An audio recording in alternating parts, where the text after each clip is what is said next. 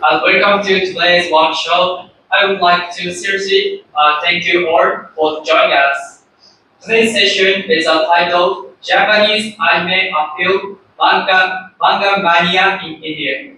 We are excited to explore how Japanese anime and manga, deeply roots in culture and traditions, have influenced people widely, particularly in India, and to discuss their impact. It is my honor to introduce our distinguished speaker for today, Dr. Jindal.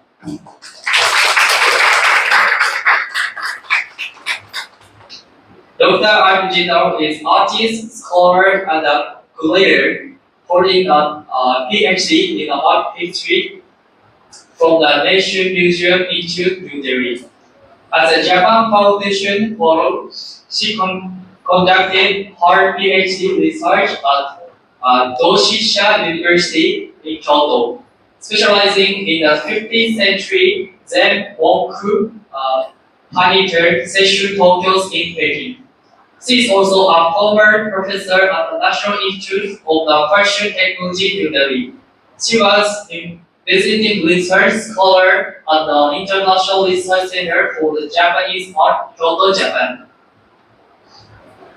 Now, I would like to introduce more attendees with us. We have Mr. Rashi Jindal, Mrs. Answari Jindal, Dr. Junia and Ms. Sonia Junia, Ms. Kavita Gupta and Mr. Ayush Kar. Please give them a huge round of applause. Now, I would like to introduce our special guest, Dr. Malay. He is a distinguished academician and historian. He is a gold medalist in ancient Indian history. He is a renowned researcher on caste and untouchability in early India. He is an esteemed lecturer at top institutions like Cambridge and SOAS University of London. He is the editor for BBC World Service and major India media houses.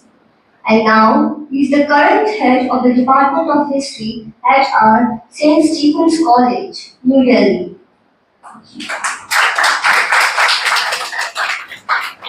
In today's lecture, Dr. Jindal will discuss the appeal of Japanese anime and manga, as well as their popularity in India.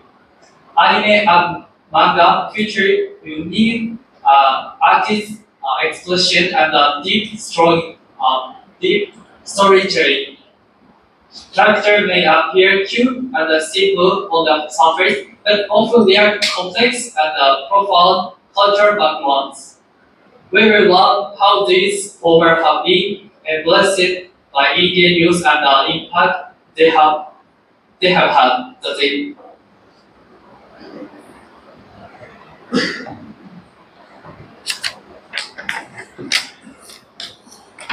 May I request you to also welcome Mr. Kobayashi?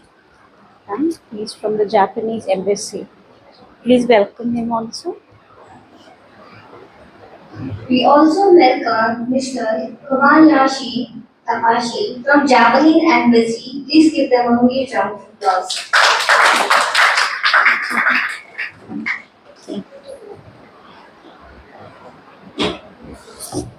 Can I start?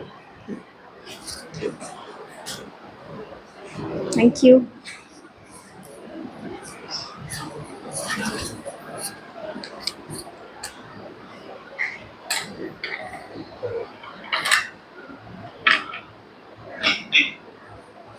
Namaste, konnichiwa, everybody. Thank you so much for coming.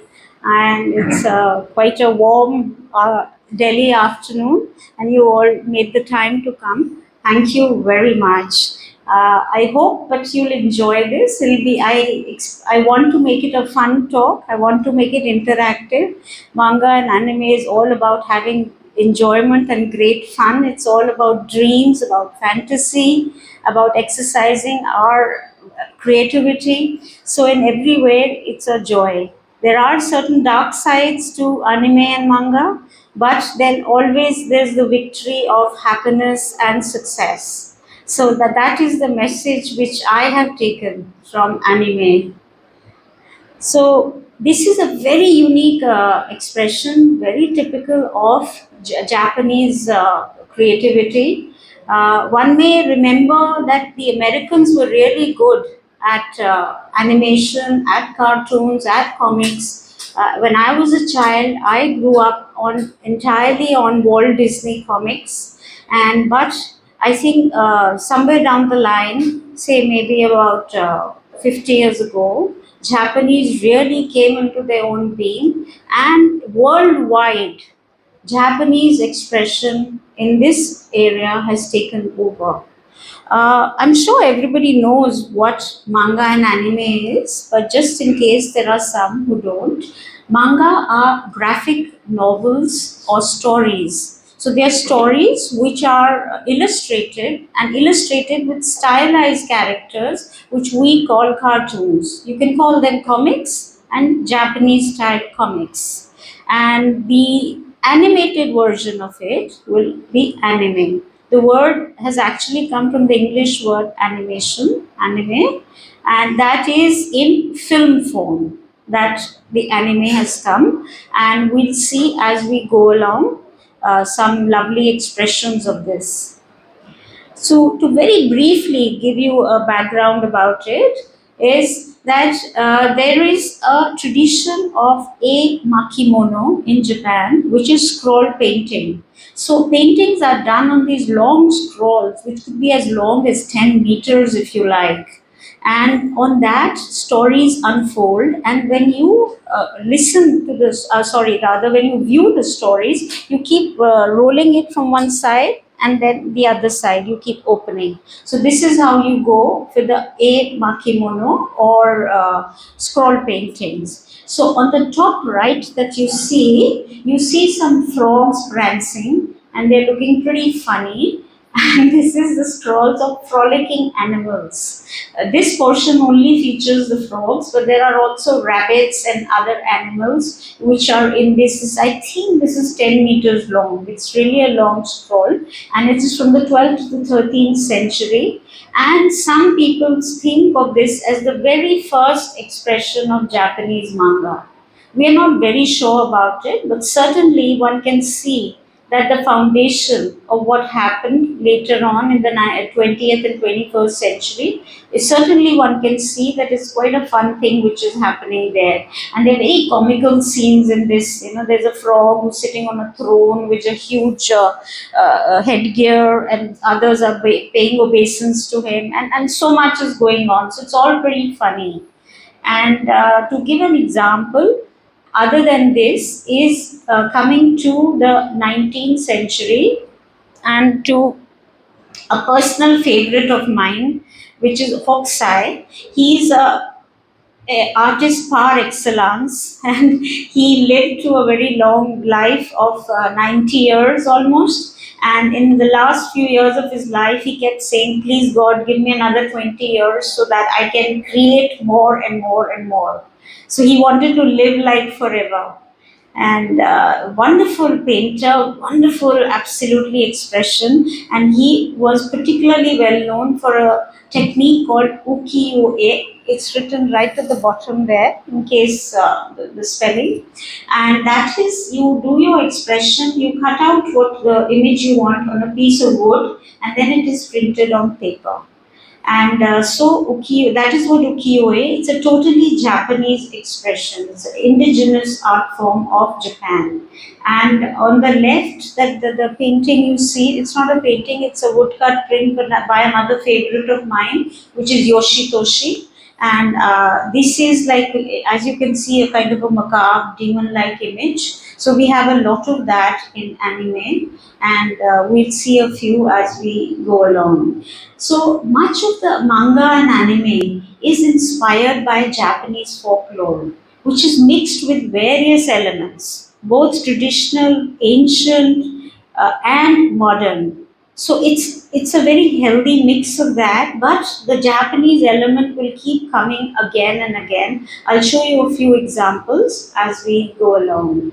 So these are sketches by Hokusai, And these are not woodcuts, not ukiyo-e. They are sketches and quick sketches, and they are known as the Hokusai manga.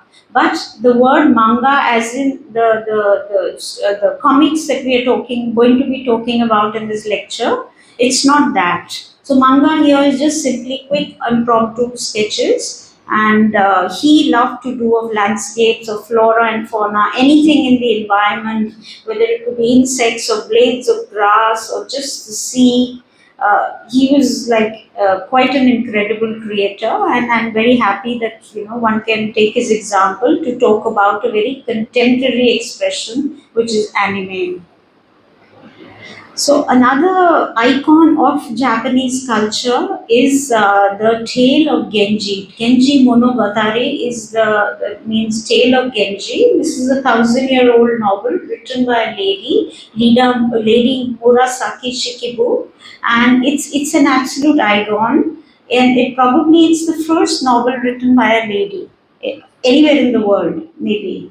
Okay, and this is the protagonist. He's an aristocrat, so the story goes around his travails at court and his many relationships and how love actually causes so much pain. And there are other characters, and this has been painted over and over again, in scroll form. So, and very unusual perspectives that were made, the division between one room and the other, the way it is shown, it's like a picture, it's like a movie which is happening. You keep rolling the scroll from unrolling from one side and rolling from one side. So perhaps this could also have been one of the inspirations for modern and contemporary manga and anime. Coming to the modern age, I'll go very briefly. I'd much rather show you the visuals. So on the right side is the kanji for manga, and kanji itself is like kanji is the pictographic writing in which Japanese is written. It's written in three type of writings: kanji, katakana, and hiragana. So the kanji is like pictographs. Each of them they could be a full picture and a full word in themselves. So that itself is the kanji itself is imbued, replete with so much creativity, so much expression, so much joy. So that's why I thought I should put this here. And the father of manga is supposed to be Rakuten Kitazawa. In the 1905, he published the very first known manga, presumably. Okay, we are not very sure of this. Yeah, Momotaro. And as I mentioned earlier, a lot of the expression in manga and anime is taken from Japanese folklore. So Momotaro, Momo means peach. So this character Momo it's born out of a peach. So it's really sweet, I think. And I'll just rush forward after this. In 1939, a law was passed by the Japanese government which requested the film industry to do things to make create works which will encourage the people, because the impending Second World War, and it was really a time of low everybody's happiness quotient was really at a low level. And post World War, there was a major boom in the publishing industry, and there was really a need to get out the morass of the Second World War, the horrific atomic bombings. And this industry, also the manga industry, worked really hard to bring up the spirits of the people. And manga grew very, very highly in popularity, and later on, many of these manga series were adapted into anime. To repeat again, manga is the still form of cartoons, and the film version, the moving version, is the anime. And in the 20th century, there are several creators who are well known for their work. And in Japan, the popularity had anyway happened much before in the 1980s. The boom had come already. And worldwide, by the 2000s, I probably it had overtaken even American cartoons, animation, and Walt Disney. Probably, I won't be able to give you the actual figures, but I should think probably Japanese manga and anime is earning more than American animation. Some popular characters which we in India know very well, we've grown up on. So, which is Doraemon and Shin Chan, and Totoro is my personal favorite. Pokemon, of course, is there. Yeah. So here I would like to reflect on the Ghibli studio. This is fairly new. This was founded in 1985, and now it is very well known. It got international acclaim for its works, and fantastic movies, anime they make absolutely. Here I'd like to go back a little bit. That in Japan, there was a great earthquake in 1923, and that destroyed many of the budding film studios, and that had a major setback on the industry. And initially, they used to work with chalk. They used to make their animation with chalk and black and white. They wouldn't color it. Why? Because of economic reasons. So it would be cheaper, it would be quicker. And after the earthquake, they really suffered, the industry, and they didn't have so much money, while the American film industry had far more money. So there was a setback there.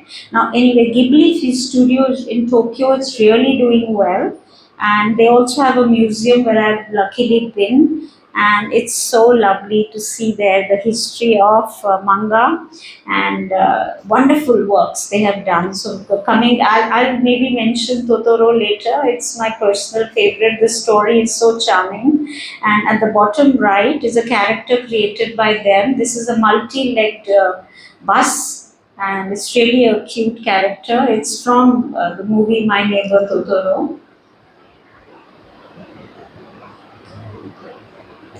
So one of the first iconic characters of manga is Astro Boy, and the other one is Sazai-san.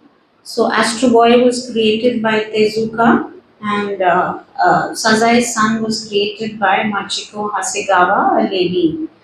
So Astro Boy was a superpowered robot, and he was a naive little boy. And we find this kind of expression very common in manga and anime. That is that on the one hand they are endearingly naive and cute and young maybe, and then on the other hand they seem to have all kinds of superpowers, whether natural or supernatural powers, and they blend very well with everything. And there are multiple stories of magic, of sorcery, of that which is supernatural. These are very common in manga and anime. And this little boy, he's a hero of the new world of peace and renunciation of war. As I said, after the Second World War, it was really a time for very depressive attitude in Japan. To fit in a little Indian incident here, our Indian Prime Minister Jawaharlal Nehru, he went with his daughter Indira to Japan immediately after the Second World War, and he presented an elephant to Japanese zoo there. The elephant was named Indra, and that apparently really uplifted the spirits of the Japanese after the morass of the Second World War. And Tezuka's work brought a major transformation. It laid the foundation for what was to come. It was an inspiration, it was a foundation stone for the industry. Sazai-san, the character created by Hasegawa, it's like everyday kind of a story of life.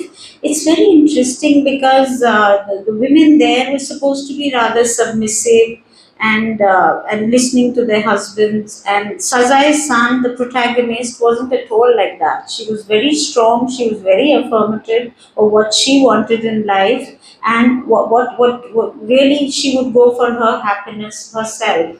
And this was a super hit, and it sold millions of copies over the next half century.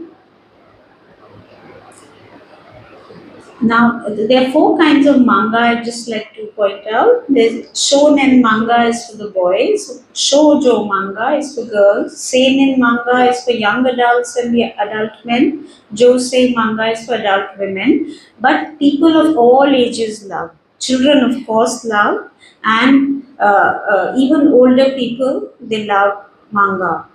And we in India, we always thought of manga as meant for children. Manga as in cartoons, comics, all meant for children.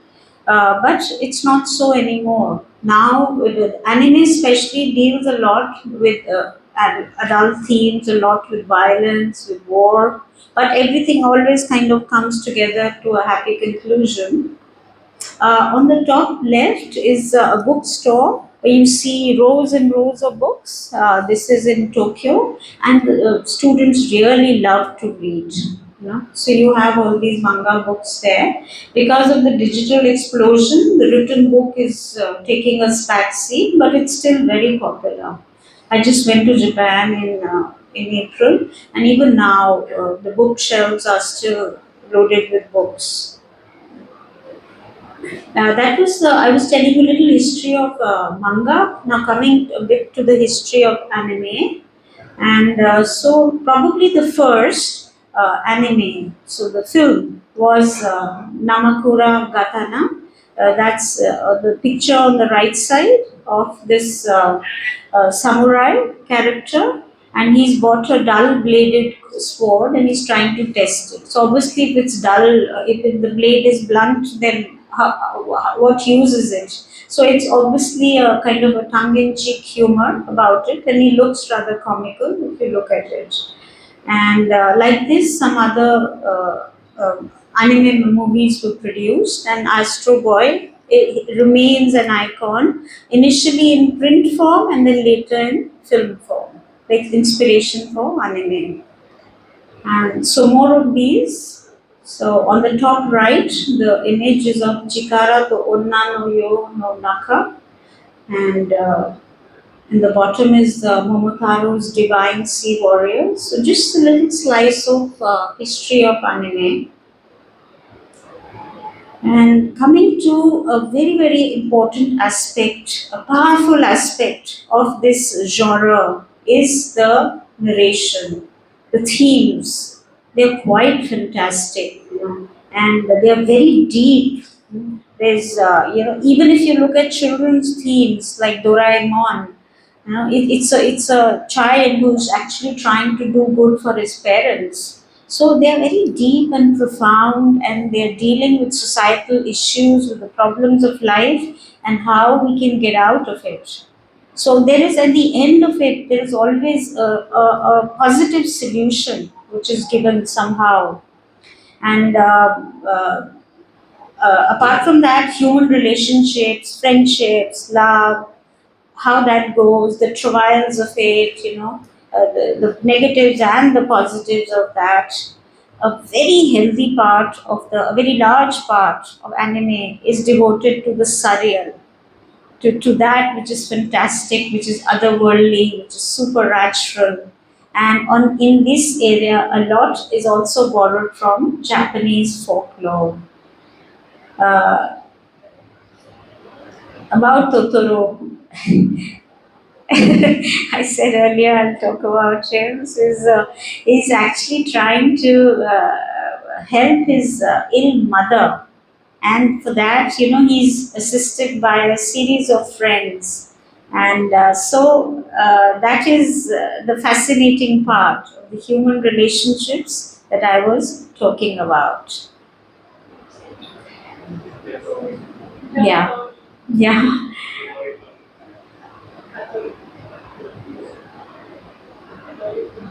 So this has really struck a chord in Indian hearts. Children just love it.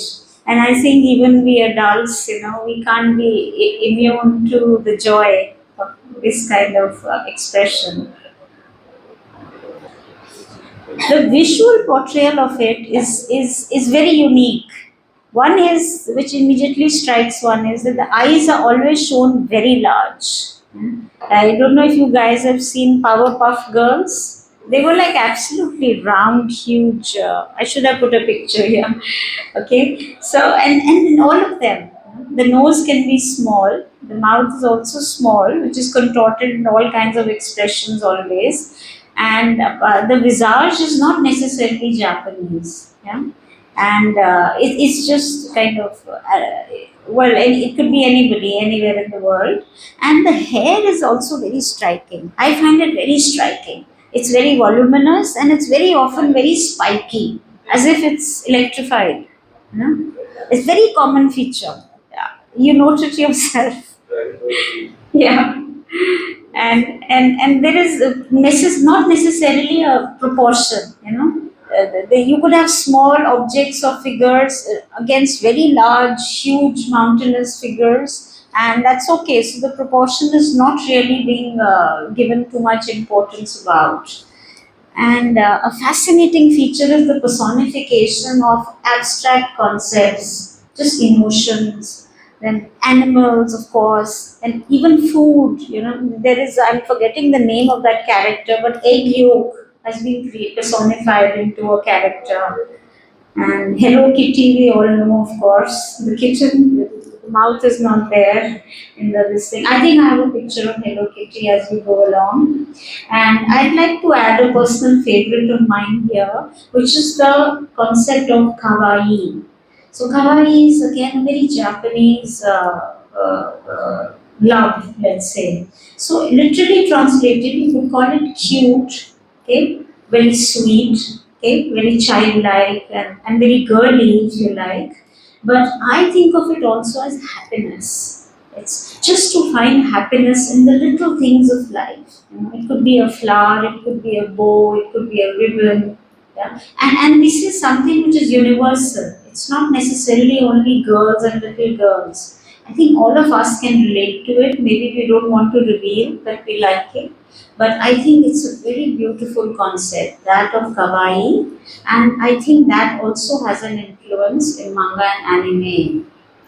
And the habitat which these characters inhabit, they are also very masterfully designed and created with a great deal of thought. Some are just earthly, some are from ancient Japan, some are supernatural, there's a sea world if you have.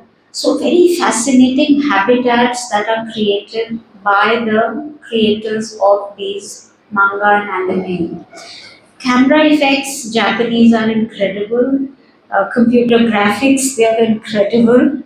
In the olden times, the animation used to be done by chalk, and now a lot of it is done on the computer. Still, hand drawn are done, but it's largely on the computer.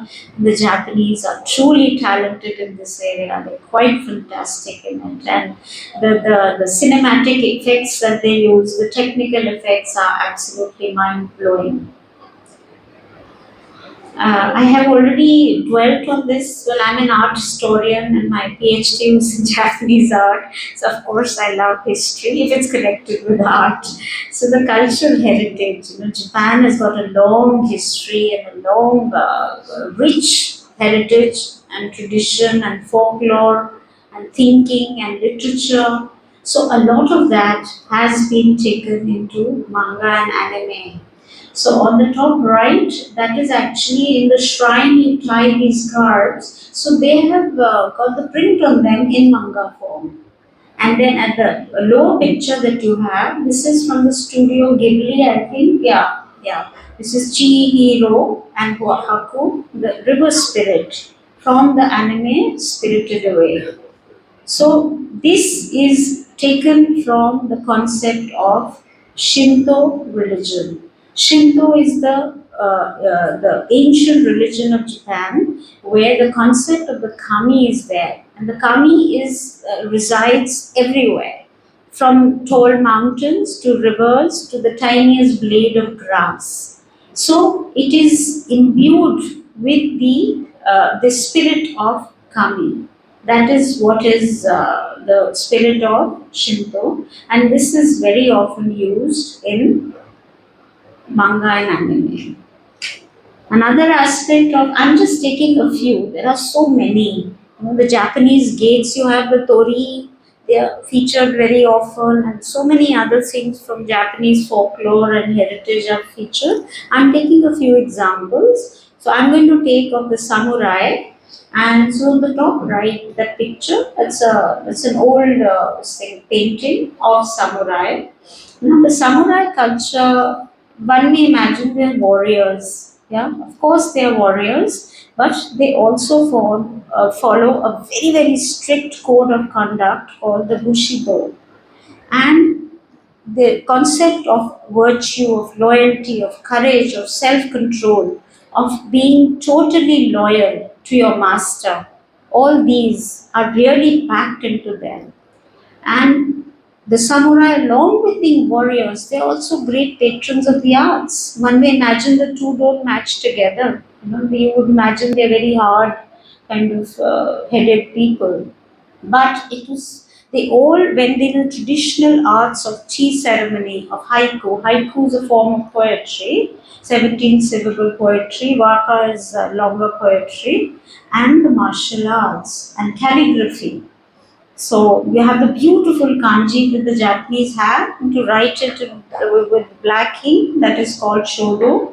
And so they were required to be also proficient on all these arts. Tea ceremony itself is a little abstract concept where you have tea in total silence, and it is a form of meditation.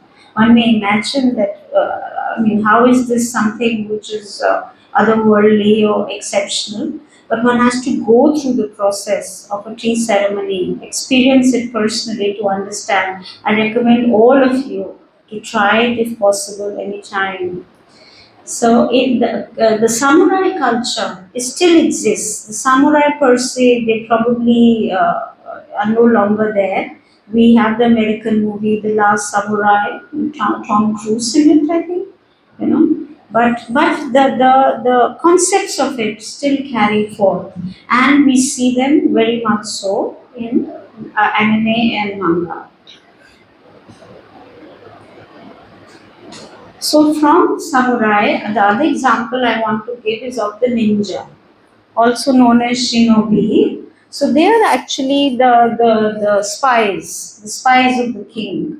And so they're supposed to kind of blend in and look like ordinary folks, with the public, but actually they are on their mission of spying, of course. And this has also died down in ninja culture, but we have it as a kind of a folklore which is still existing. And why I'm mentioning them is, and they practice various kinds of jutsu. Jutsu is technique. So, like I'll give example of one which is ninjutsu, and various mystical techniques. So that you have here, that is the chakura, and that is to go within and to kind of energize yourself with your own inner energy. And there are various kinds of jutsu. So I just mentioned one which is ninjutsu. And why I'm telling all this, I've actually shown the slide already before, and that is of our favorite, which is Ninja Hattori. Kun is a word which is added to little boy, in Japan. So it's a wonderful, absolutely this thing manga, and so popular in India also. I just thought you can enjoy the visual. And the anime and the manga, they have given rise to different products. All kinds of products which we buy for our everyday life. Then the gaming also, these characters are very prolifically being used. These are now very interesting, so I thought, just like I'm talking about the ninja and the samurai, and there are these various characters, the Yurei, the Oni, and the Yokai, ghost, demon, spirits.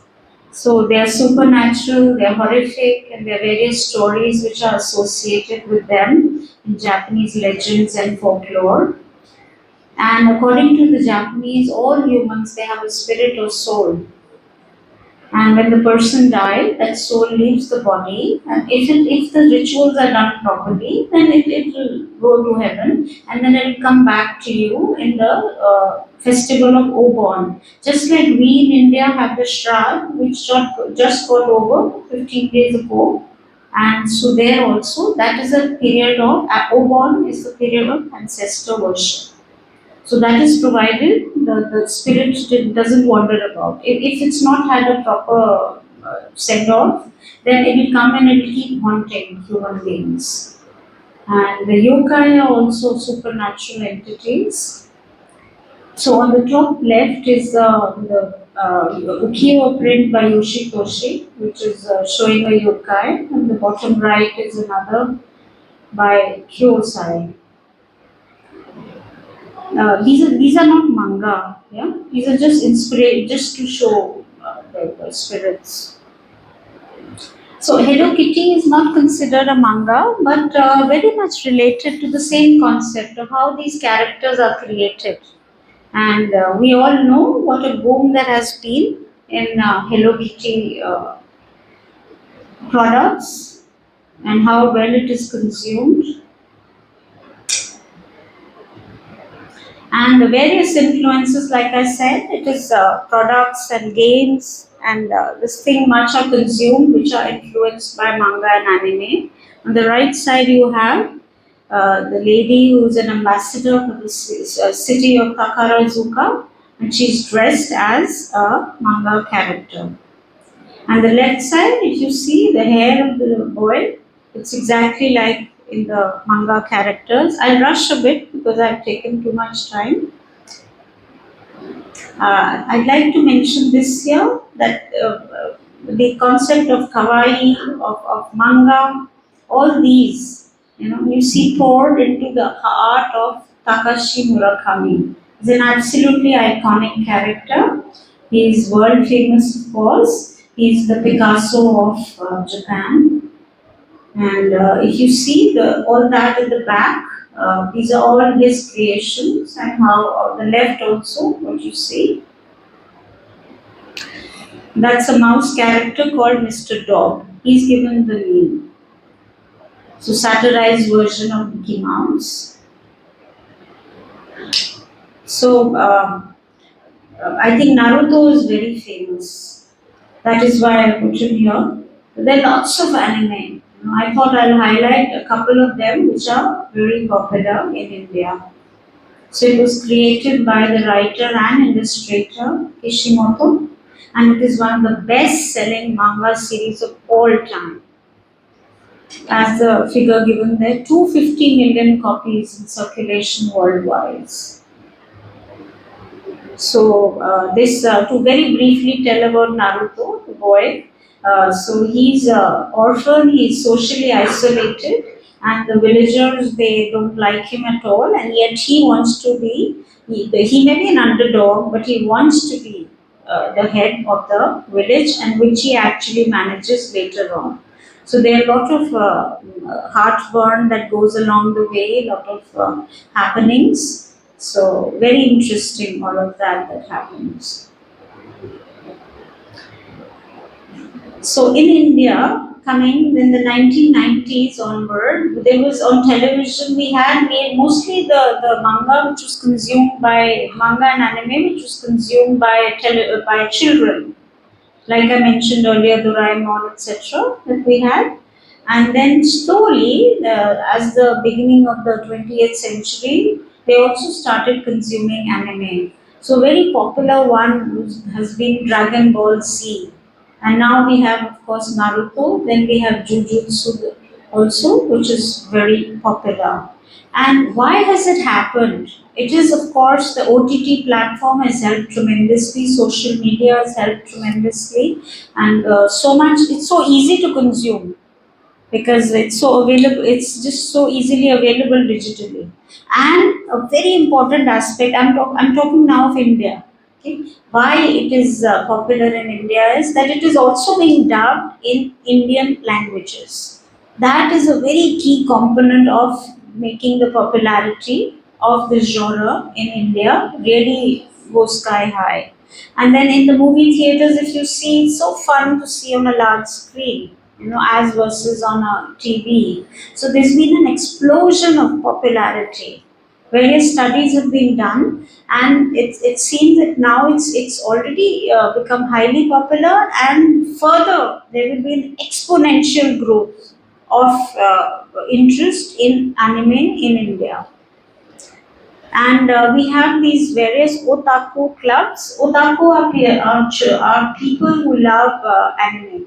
So they're passionate about it. So anime lovers, you can say one word, otaku.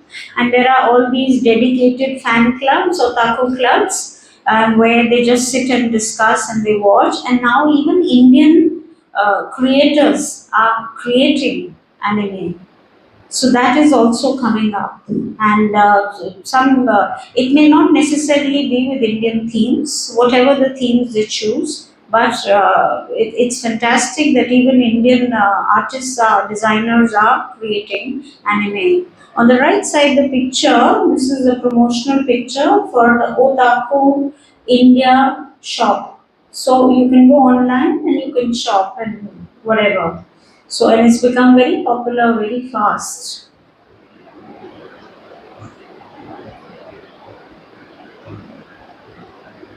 So, cosplay is various platform, Netflix, Amazon Prime, and there's another one, I'll just remember the name. They are all very, they're all showing anime heavily in India. So thanks to that, it's becoming very popular. Now cosplay is like you dress up yourself in those characters. And these clubs that you have, the fan clubs, they do this also. So it's pretty much a lot of fun that you have. Jujutsu Kaisen is very popular in India. I showed this image earlier also.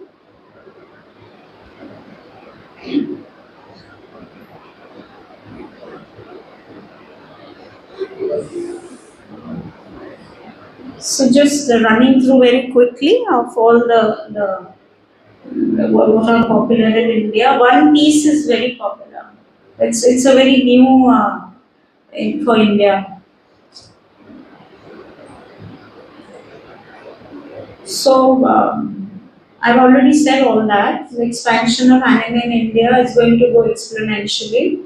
Crunchyroll is the platform which is showing a lot of anime. And two new movies were released in India. It was Demon Slayer last year. Demon Slayer, The Boy and the Heron, which is by the redoubtable, iconic Ghibli studio. So, and they did very well. And there was a movie, I don't remember the name at all, Hindi movie, which was based on Archie comics. I don't think they did too well at the box office. And does anybody know the name of what I'm talking about? What is it called? Yeah. What's the name? Yeah. Okay. Yeah. Yeah.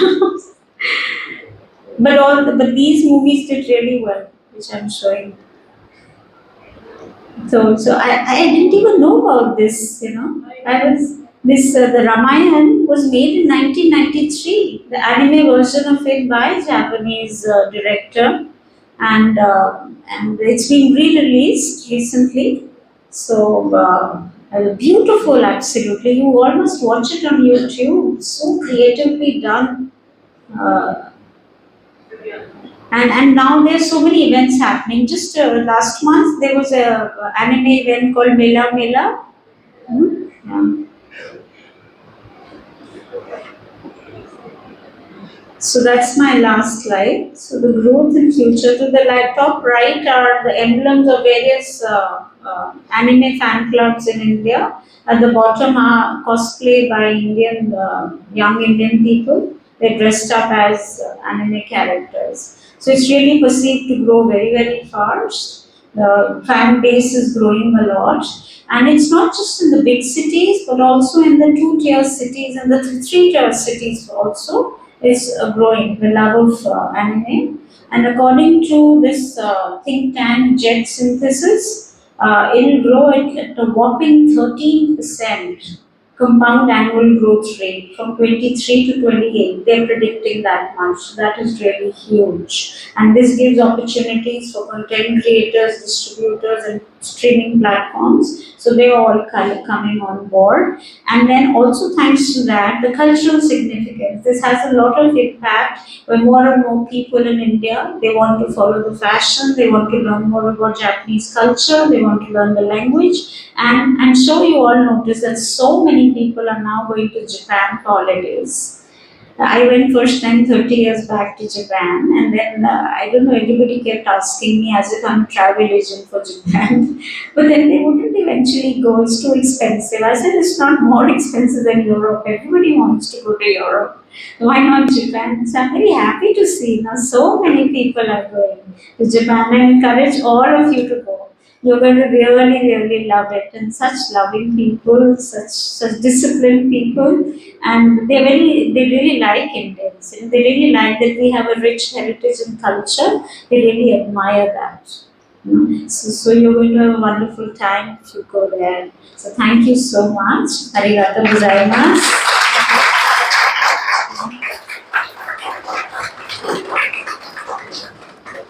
So I'd love if you have any questions. I think I overran my time a bit, but so